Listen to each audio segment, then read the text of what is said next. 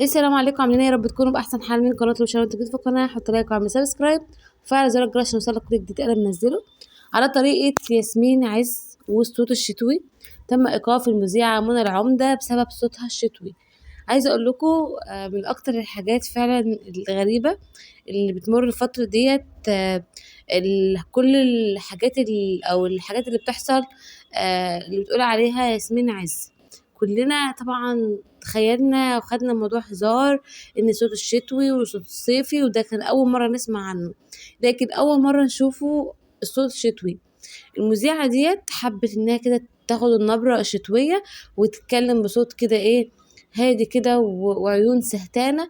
فاللي حصل ان هي توقفت خالص من العمل، وده طبعا يدل يعني ان احنا مش اي حد يعمل حاجة نقلدها، ومش اي حد يقول لنا على حاجة نعملها. الفيديو بصراحة بتاعها من الفيديوهات اللي تخلي الواحد يعني يضحك بجد، يعني من الفيديوهات المستفزة اللي تخلي الواحد يضحك. ياسمين عز بتحاول تحط كده ايه، السم في العسل. يعني بتحاول تسخن الرجالة على الستات اكتر كمان ما هم كمان سخنين. يعني بتسخن الراجل على مراته، لان دايما عايزه الواحده تعمل، عايزه الواحده تبقى طبعا الراجل في كل حاجه تهتم بيه، تعمل كل حاجه. وكأن يعني الست دي ما عندهاش ولاد، ما عندهاش حياه، ما فيش غلاء اسعار، ما فيش حياه صعبه، ما فيش اي حاجه خالص.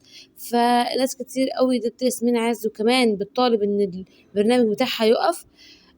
بس طبعا يعني في اقاويل كده بتقول ان في قواضي برضو عليها ان هي طبعا بتسخن الرجالة على الستات والحاجات دي كلها.